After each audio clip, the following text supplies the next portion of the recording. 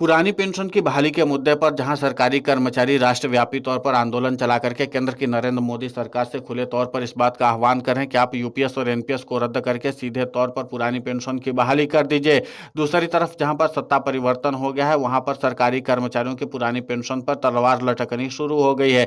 यानी कि जहां पर पहले कांग्रेस की सरकार थी तो पुरानी पेंशन का लाभ दिया जा रहा था, वहीं पर अब भाजपा की सरकार आ गई है तो सीधे तौर पर सरकारी कर्मचारियों की पुरानी पेंशन छीनने की कवायद भी तेज हो गई है। और आपको बता दें कि दो राज्य हैं, राजस्थान और छत्तीसगढ़, दोनों ही राज्यों में पहले कांग्रेस शासित सरकारें थी तो यहाँ पर सरकारी कर्मचारियों को पुरानी पेंशन का लाभ दिया जा रहा था। लेकिन अब भाजपा की सरकार आ गई तो उसने एक रणनीति बनाई है और उस रणनीति के तहत अब सरकारी कर्मचारियों से पुरानी पेंशन छीनने की कवायद तेज हो गई है। आपको बता दें कि वैसे तो ये 20 साल से बहस चल रही कि ओल्ड पेंशन स्कीम खत्म करके नेशनल पेंशन स्कीम यानी कि एनपीएस करना सही था या नहीं, ये फैसला वाजपेयी सरकार ने लिया था, जिसे पहले मनमोहन सिंह सरकार ने फिर मोदी सरकार ने बरकरार रखा। सरकारी कर्मचारी भूलने लगे थे कि ओल्ड पेंशन स्कीम भी कोई चीज होती है। राहुल गांधी ने ओल्ड पेंशन स्कीम वापस लाने का मुद्दा उठाया तो फिर से ओपीएस और एनपीएस का मुद्दा गर्मा गया।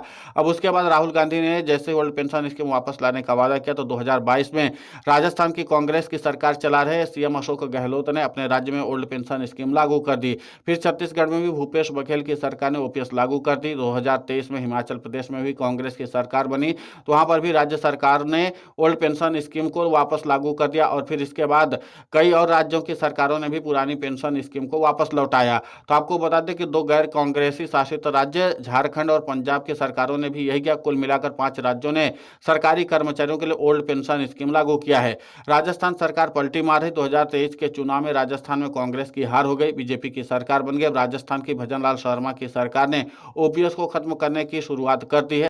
5.25 लाख से ज्यादा राज्य कर्मचारियों को फिर से एनपीएस की सुविधा मिलेगी। बुनियादी फर्क है कि ओल्ड पेंशन स्कीम में रिटायरमेंट के बाद फिक्स्ड पेंशन मिलती है, एनपीएस में पेंशन की कोई गारंटी नहीं है। सरकारी निगमों, बोर्ड, आयोगों और यूनिवर्सिटीज को भी ओल्ड पेंशन स्कीम खत्म करके कर्मचारियों में एनपीएस में शिफ्ट करने के लिए कहा गया है। अभी उनके लिए नियम बना है कि जो सरकारी संस्थान पेंशन का बोझ नहीं उठा सकते ओपीएस खत्म करके एनपीएस में कर्मचारियों को ले जाएं।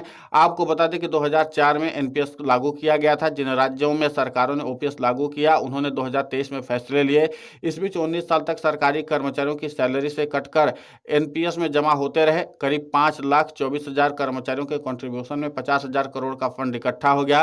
जब राज्य सरकारों ने ओपीएस लागू किया तो pension fund regulatory and development authority यानी कि पीएफआरडीए ने एनपीएस में जमा पैसा लौटाने से साफ मना कर दिया। दलील दी कि पीएफआरडीए एक्ट 2013 में पैसा लौटाने का कोई प्रोविजन नहीं है। राजस्थान ने फिर पहल की है कि ओपीएस खत्म हो जाएगा, एनपीएस लागू होगा जिसमें पेंशन की गारंटी नहीं है।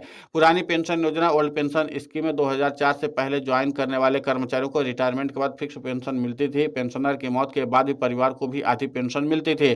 एनपीएस लागू होने के बाद सारा सिस्टम खत्म हो गया। पेंशन की पॉलिसी केंद्र में सरकार बनाती है। 20 साल से चल रहे एनपीएस के खिलाफ राहुल गांधी के भी कूदने के बाद सरकार दबाव में आई। सरकार ने बीच का रास्ता निकाला। इसी साल 1 अप्रैल से यूनिफाइड पेंशन स्कीम लागू की गई। यूपीएस में सरकार फिक्स पेंशन की गारंटी दे रही। कर्मचारियों से कहा गया कि वो चाहे तो वन टाइम एनपीएस से यूपीएस में स्विच कर सकते हैं। अब केंद्र के कर्मचारी यूपीएस में जाने को तैयार है। सरकार ने पहले 30 जून तक, फिर 30 सितंबर के बाद तीसरी डेडलाइन 30 नवंबर की दी है, लेकिन कर्मचारियों ने बहुत कम इंटरेस्ट दिखाया है। यानी कुल मिलाकर के एनपीएस को लगातार सरकारी कर्मचारी जो है वो सिरे से खारिज कर रहे हैं। इसके बाद यूपीएस लाई गई।